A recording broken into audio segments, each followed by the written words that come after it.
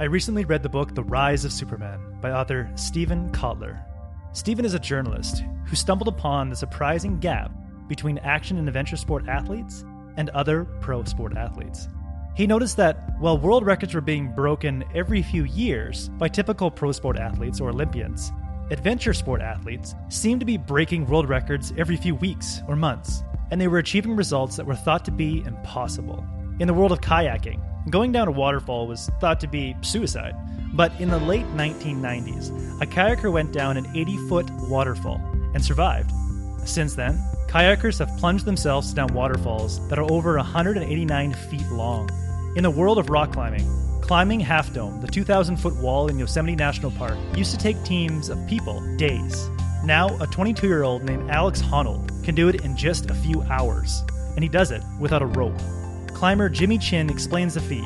It's the equivalent of an NBA basketball player under last game of the finals pressure, having to execute 1,000 free throws, step back to the three-point line and shoot 100 three-pointers, and then, after all that physical and mental exhaustion, step back and shoot one half-court shot. All the shots have to go in, because any miss is fatal. After seeing story after story of these unbelievable feats in the world of action and adventure sports, Steven couldn't help but wonder how these athletes were doing such incredible things. In a quest to find out, he followed these action and adventure sport athletes all over the world and broke several bones along the way. What he heard from every action and adventure sport athlete was an explanation of an experience that seemed mystical. As they put their life on the line, time seemed to be distorted.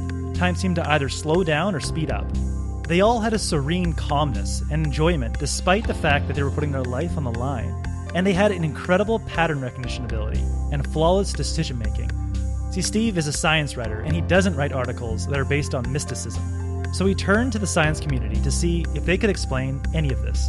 To his surprise, these mystical experiences of peak performance have been studied for over 100 years, and the last few decades have produced concrete findings. A researcher named Mihai Csikszentmihalyi out of the University of Chicago is responsible for most of the big breakthroughs in this area, and he's come to call this peak performance state flow. He calls it flow because when somebody has the experience, every action and decision seems to lead effortlessly and fluidly to the next. Upon following the trail of research, Steven encountered studies of snipers who had their learning increased by 230% when flow was induced. A study out of the University of Pennsylvania found that people who were induced to experience flow came up with more original ideas to complex problems than people who were not. And a 10-year study at McKinsey, one of the largest business consulting firms in the world, found that executives who experienced flow reported being 500% more productive. With these findings, Steve wondered if he could help the average person achieve flow and reap the amazing benefits without needing to put their life on the line. He found the answer at the intersection of the latest science on flow and the methods of the action and adventure sport athletes he was studying. What Steven came up with is a 4-stage flow cycle. The 4 stages are struggle, release, flow, and recover. The first stage is struggle. Steven says we need to amp up our focus and alertness, get stress hormones like cortisol and adrenaline pumping into our system. It's best if our problems seem unsolvable, our effort unsustainable. Research shows that if we want to obtain flow, we have to willingly tackle challenges that are just beyond our current skill level and embrace the frustration that comes along with it.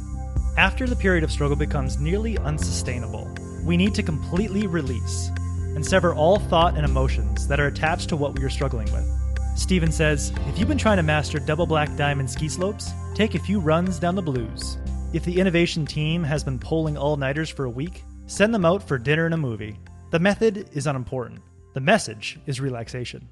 The moment we mentally release, we release a chemical called nitric oxide. It makes it possible for neurochemicals like dopamine and endorphins to flood our brain and give us access to the elusive state of flow. Learn the art of completely letting go and detaching yourself from your struggle.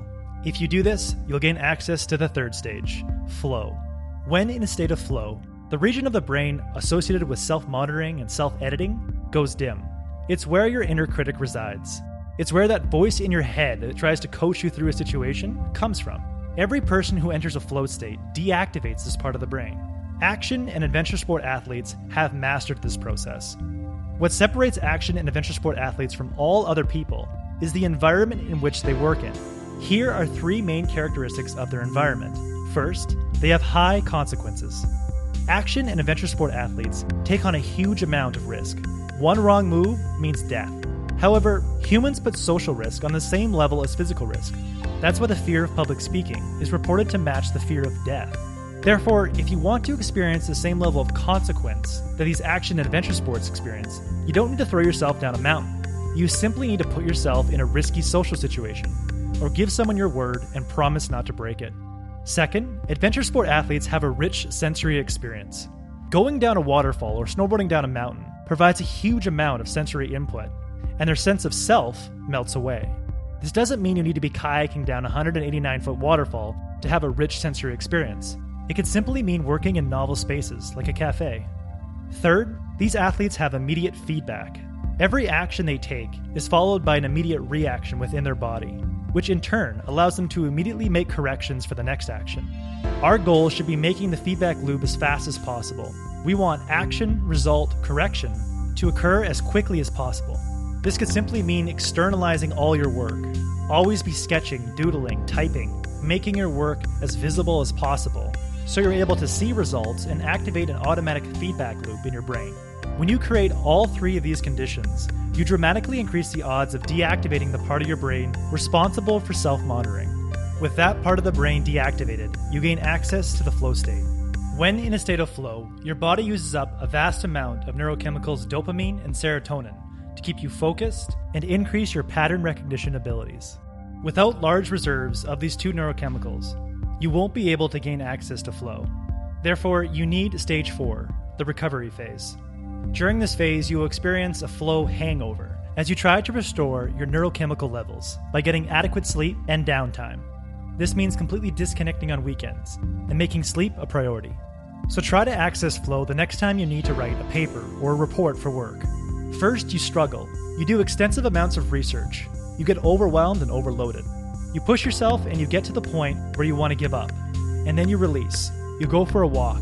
Then you try to access flow by setting social consequences, promising to somebody that you'll deliver something at a certain time.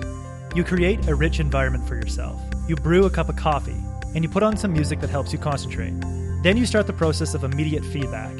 You take pen, put it to paper, and start writing down. You get the tactile feedback and the visual feedback of the progress you're making. Then you recover. You stop writing at a certain time so you can get adequate sleep, so you can do it again the next day.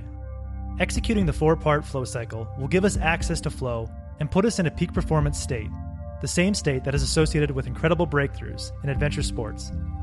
That was the core message that I gathered from Rise of Superman. In the book, Steven dives into much more detail on how you can achieve a flow state. I highly recommend it.